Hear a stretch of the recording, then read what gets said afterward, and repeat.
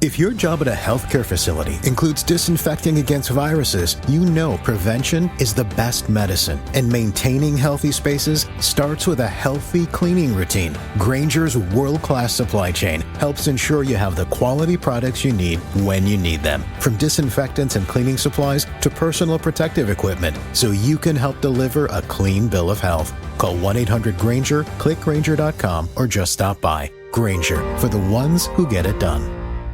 Other shows we have for you to enjoy at myclassicradio.net. The Avengers was most certainly not a household name in South Africa prior to the radio series.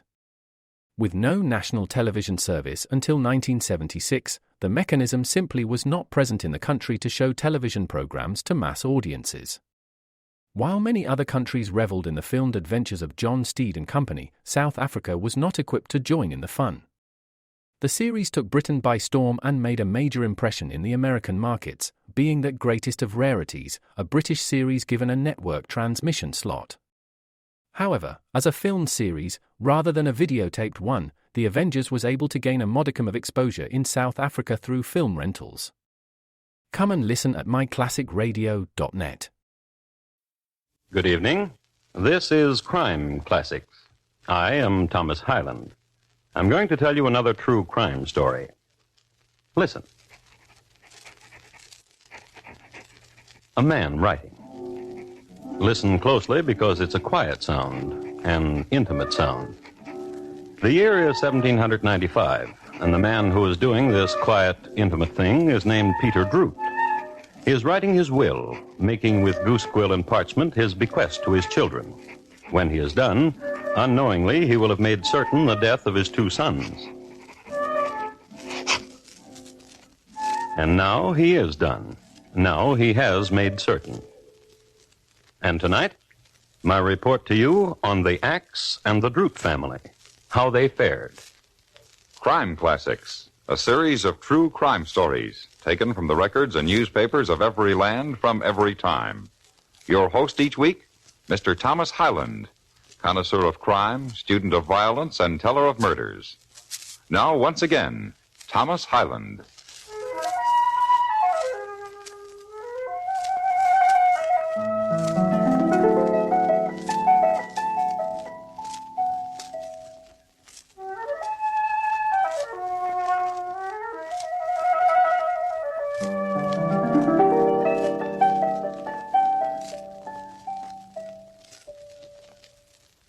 The place is Heidelberg Township, Dauphin County, in the Commonwealth of Pennsylvania. During the closing years of the 18th century, Heidelberg snuggled against a bend of the Susquehanna.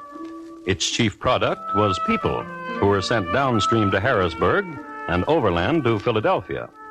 So great was the margin of export over import that I can no longer locate Heidelberg Township on a very good map of Pennsylvania. However, during the time that it flourished, it was noted chiefly for its rocks, which were used all over the county to build churches, sheds, barns, and gravestones.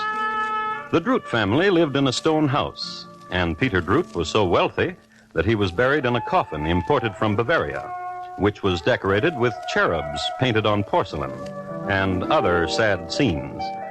His shroud was of genuine black Westphalian lace. His lawyer was of 100% Saxony stock and came from Philadelphia. And to my daughter Elizabeth, I, Peter Droot, do will and bequeath the sum of £1,000. However, the sums I have already advanced to her in the amount of £800 shall be considered a part of this legacy. And to my sons, Francis and Peter, I leave the residue of my estate. But in the event of the death of either of my sons, without issue... And his daughter Elizabeth, pure product of Heidelberg Township, was moved. Some father I had, to leave to his own true daughter a measly £200. You have done a deception to me. Deception? How? To tell me you were the favorite of the old man's children and would inherit the money. This is deception, to get me to be the husband of you. John. What? I did not mean to deceive you. Get thee away. I begged you to believe me. Get thee from the chair and take my hand. The likes of you, a spouse to the likes of me. I'm sorry. I'm sorry. I said it, Elizabeth. Get thee away. That vile man, that father to me, to have done this to his daughter, that I have to wait until the death of my brothers to get to his wealth. That I have to wait until the death of my brothers to get to his wealth. That I have to wait until the death of my brothers. Yes, I heard it. And that as each one of them would die, I would get 500 pounds. Yes, I heard it. Elizabeth. What, husband? How well do you love your brothers? Francis is the oldest, and I can recall one day at the quarry when he struck me with a stone. This scar. And the younger one, Peter. Who was named for my father, and as cruel as my father, and who became my father's favorite in my stead. Who once called me a name I shall never forget. Were they to die? I am sister to them. I should weep. In your arms, husband. And you would make me smile again. Smile now. In your arms? Yes.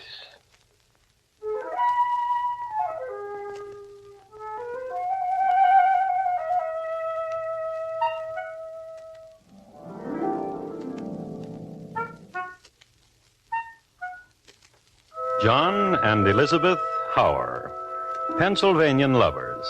He, a stonemason who had more epitaphs at the tip of his chisel than any stonemason in the county. She, noted for her scar and her elderberry jelly. The old man just growing chill in his coffin from Bavaria. And John and Elizabeth, daughter and son-in-law, were getting ready to lay the rest of the family beside him. I think we should start with the younger one first.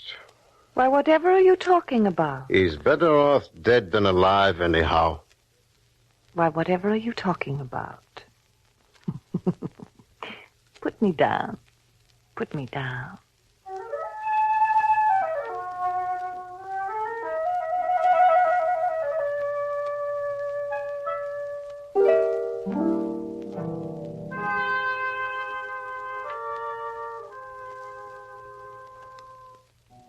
John put Elizabeth down and got on his horse. He rode to Harrisburg at a clip which can only be described as furious. Now in Harrisburg there lived a friend of his, an elderly gentleman who distilled things and bottled them. It is said that this gentleman could do a thing with toadstools and snake venom that you wouldn't believe. The gentleman, whose name is recorded in state annals as Uncle Hess der Kleine, was finally ducked in a pond for 12 minutes by the authorities. Well, John bought a few ounces of an essence from Uncle Hess and rode back to Heidelberg Township. And the next day, in the stone quarry, this is what happened. And how is your brother Francis these days, Peter, lad? I don't see much of him these days. He's busy counting his money, I suppose, and yours. He is a farmer. He farms. A question, lad. Aye, John? Have you had the fancies lately? How do you know about that? Your sister, lad. She told me. How since a lad you have been seeing strangies and ghosties and whatnot. And what of it? Nothing, lad. Nothing. It is true that I have been visited. And me, too. Last week I was lying beneath the stars near the barn. There was a wailing, and I look about me. Such a beautiful fancy she was, and she was crying. Go on, John. Of such beauty. And I reached out my hands to her, and her image was smoke. Wondrous. I can see her any time I wish it. How? I have a thing here, a potion, a small bottle of it, prepared specially to lie under the stars to see this wondrous, beautiful lady. Was she indeed so beautiful? I am unschooled. I have not the words for her beauty. Please. What, lad? Give me of that vial. Let me taste. She stirs your imagination, lad. Yes, oh yes. You can almost see her in your mind now, can you not? Even while you talk, I try to imagine her. Please, give me of the vial. Here, drink it. Yes. All of it. Good lad. Tonight, lie down under the stars and see what will happen to you. Thank you, John. The bottle is good no longer. Throw it away, lad.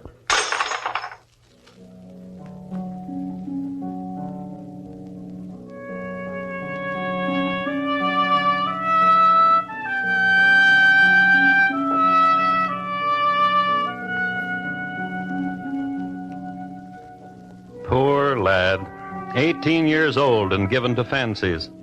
Now, all of us know that many lads of 18, even today, are given to fancies.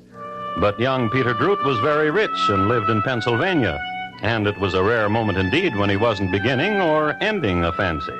And too, this, we must remember, was the era of potions to conjure up most anything, from rain to a lady made of smoke. So, young Peter Droot had everything going for him that night: youth, imagination, and potion. He went out under the stars and lay down near the barn, just like his brother-in-law told him to do. What happened then may be described as a good night in the country gone to waste. Oh, my stomach. Ooh, my stomach. My stomach. My stomach. Oh. That rooster crowing really upset schedules in old Heidelberg Township that night. People and animals looked out of the window and wondered what ailed that rooster anyhow. It was too early to get out of bed and too late to go back to sleep, so they gave ear to the commotion. Through the din rose the wails of Peter Droot, who had seen no fancies but was writhing with a terrible ache in his stomach. His brother Francis brought him back to the house and applied an old Pennsylvania poultice, which relieved the lad no end. So, the next morning, in the stone quarry... And all that happened, John, was an ache right here. A grievous ache. Poor lad. Lad. Yes? When you lay yourself down under the stars, which way were you facing? Toward the east. Toward Bruder Gansel's farm. I should have told you. I did it wrong? Oh, 'tis my fault. You faced the wrong way. However, come here. Walk with me. Sit yourself down here by this pile of rocks. Here? To your left a wee bit. Very good. Now close your eyes and think hard. Of what? Of beautiful things. And silently I will say a magical thing. And I will go from you a little and behind you. Peter, keep closed your eyes. Say it. Say the magical thing. Aye, right now.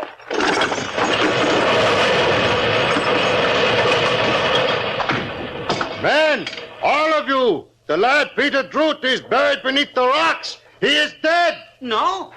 No, I am not. The slide of rocks did not touch me. I heard their sound and I leaped and What a relief it is to me. Oh, how happy I am.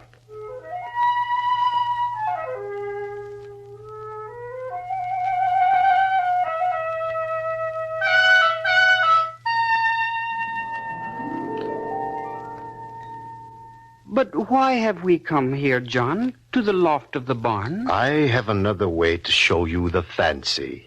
How? This rope I have here tied to the rafter. Place it about your neck. Very well. Do not let me fall, for the rope is not long enough to reach the floor. Is the rope tight enough about your neck now, lad? Tight enough? For what? For this?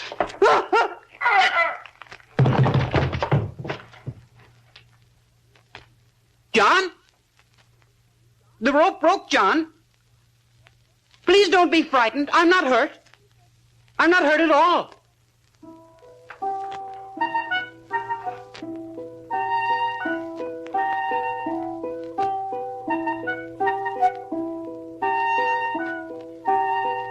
And as long as Peter stayed alive, John couldn't collect any of the legacy, which is why John sat in a hayloft, head in hand, and pondered. Then John thought about an axe, and he pondered no more.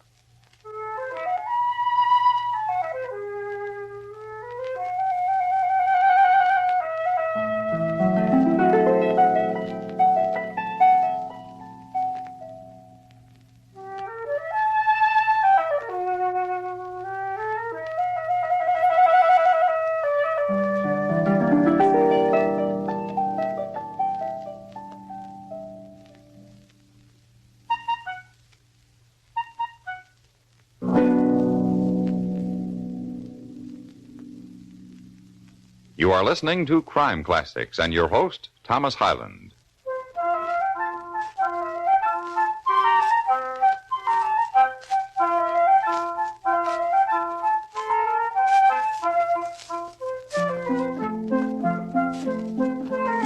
A few notes about Pennsylvania as it neared the end of the 18th century. It was already a state to be reckoned with. General Washington had camped there during the winter of 1777-78 at a place known as Valley Forge. In the town of Chester, Mad Anthony Wayne drilled his troops in an unusual manner in the courthouse square. The western part of the state was rife with forests, game, trout streams, and beneath it, the silent flow of oil, to be discovered 50 years later in Titusville, of all places. A dominion of wealth, discovered and as yet undiscovered, of history, made and as yet unmade. To prove my point, a person by the name of Barbara Fritchie, who was born in Old Heidelberg Township, had not quite yet been born. But across the street from the house where Barbara would first see the light of day, where her grubby little fingers would reach for her first needle, across the street lived John and Elizabeth Howard, man and wife. As is our prerogative, let's look in on them. The rope broke. What a pity. It seems I can't kill him. Something always goes wrong. You always were a hasty man, ruin things. In the barn this morning, I did everything neatly. The rope broke. It was a new rope. And both of my brothers still live. I thought of something. Both of my brothers still live. And both of my brothers still live. Would you listen, spouse? I thought of an axe. And what did you think of an axe? How it can smash things. What thing? Tables. And cups. Chairs. And chicken. And skulls. And skulls. And husband? What? Will you do it? It will be done. By whom? By you? By a man I know and his friend. And after it's done, what shall I have? You will have no brothers. And in their stead? Money. Husband. Yes? Lift me, spin me around.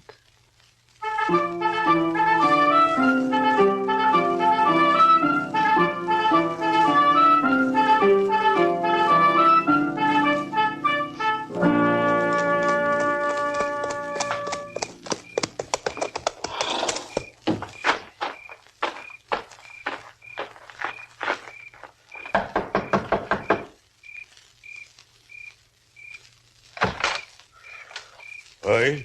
What is it? To talk with you, Charles. Come in, man.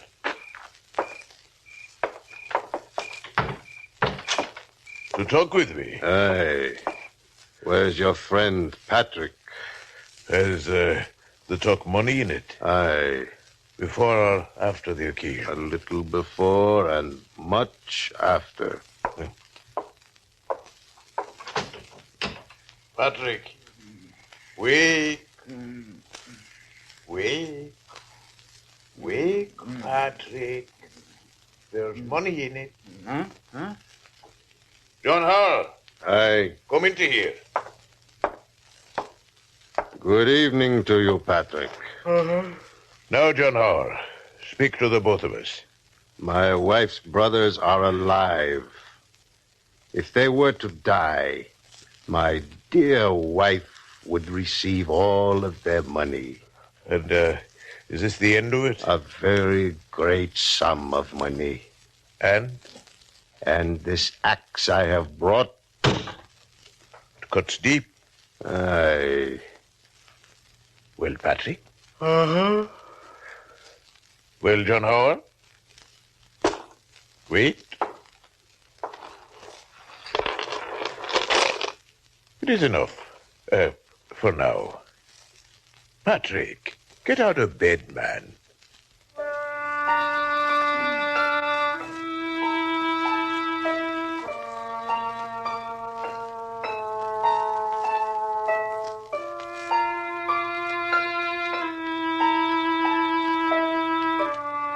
There were frontiers in those days.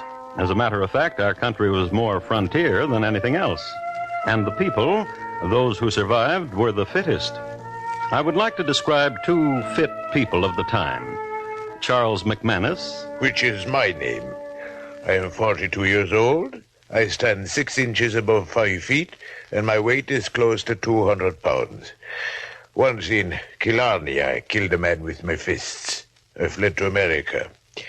In New York, I killed again with my fist. I fled to the backwoods of Pennsylvania. Patrick Donegan. That's me. I'm much too slight to kill with my fists.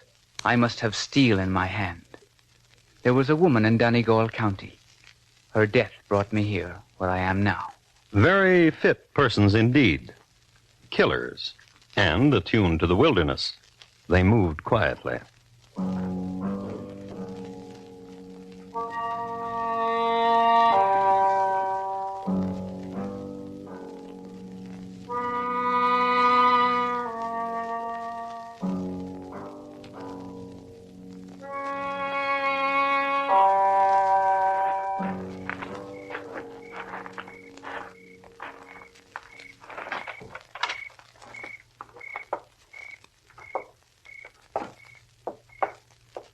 The older one sleeps there, he said.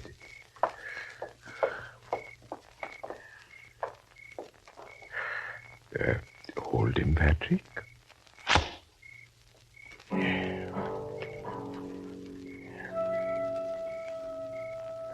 And the young one sleeps in there, he said.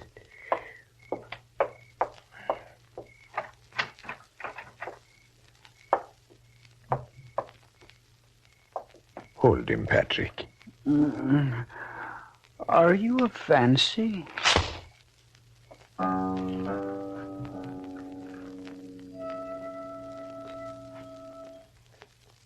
Now we can go.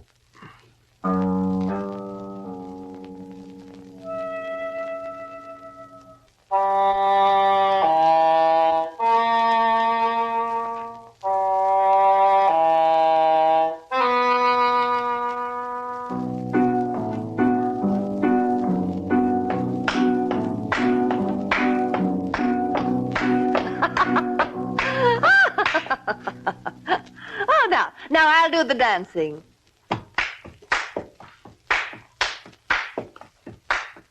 Come to me. Come to me. They are dead. They are dead. Outside the night is warm. And there is moon. And there will be us. Gently. In a moment. John, hold me. Hold.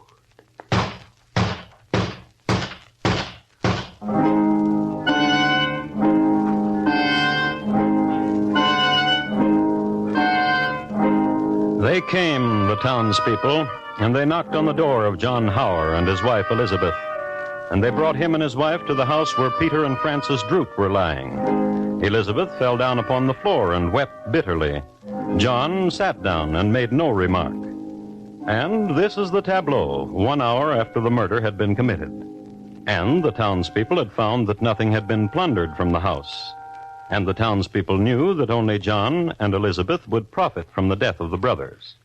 And an axe had been found, and a townsman knew it to be the axe of John Hauer. Then John Hauer made a remark. I did not do it. Then they asked him who did do it. 2 murderers. 2, they asked him. How do you know it was 2, John? I hired them.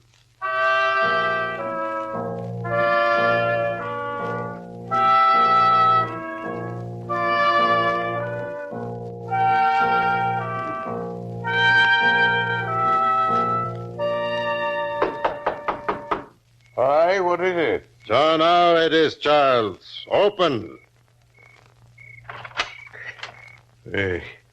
What are these people? What people have you brought with you? The man holding the torch there is Ebner. By his side and holding another torch is George. And then next to him, neighbors and neighbors and neighbors. They have come after you and after Patrick. For what? For what you have done. For what? For the murder of the brothers of my wife. You hired us, John. I told them that. Patrick, wake up.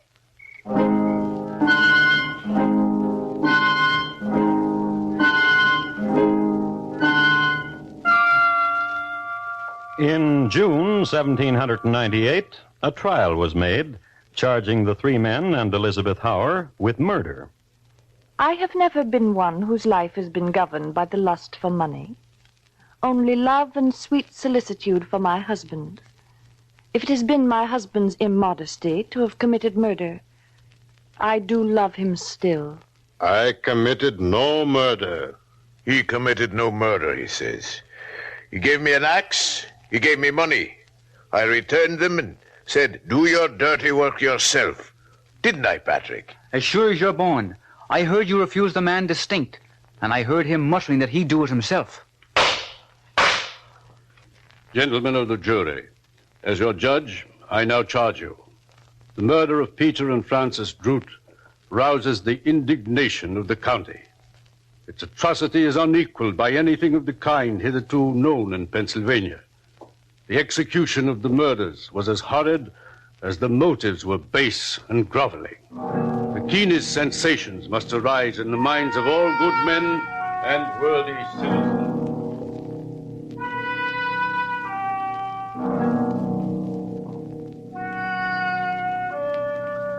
The judge then went into particular detail of all the evidence that had been given and committed the case to the jury at 4 o'clock on Sunday afternoon. At 7 o'clock in the evening, they returned a verdict. John Howard, guilty. Charles McManus, guilty. Patrick Donegan, guilty. Elizabeth Howard, not guilty. I'm pleased. I'm so pleased. Goodbye, my husband. The guilty were all of them hanged on Saturday, July 14th, 1798. Elizabeth Howard mourned for a respectable interval, then married again to one Obed Fanistock. The Fanistocks moved to Maryland, to the growing community of Cumberland, where they bought a house and a well and sold water to settlers moving west. And it all happened in old Heidelberg Township, which I can no longer find on the map.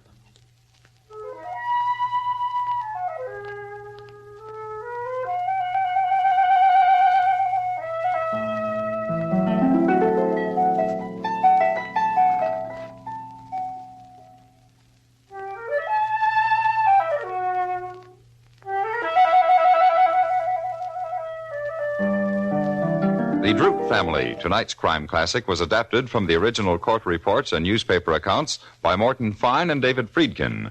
The music was composed and conducted by Bernard Herrmann, and the program is produced and directed by Elliott Lewis. Thomas Hyland is portrayed on radio by Lou Merrill. In tonight's story, Mary Jane Croft was heard as Elizabeth and Clayton Post as John. Featured in the cast were Herb Butterfield, Sam Edwards, Paul Frees, and Charles Davis. George Walsh speaking.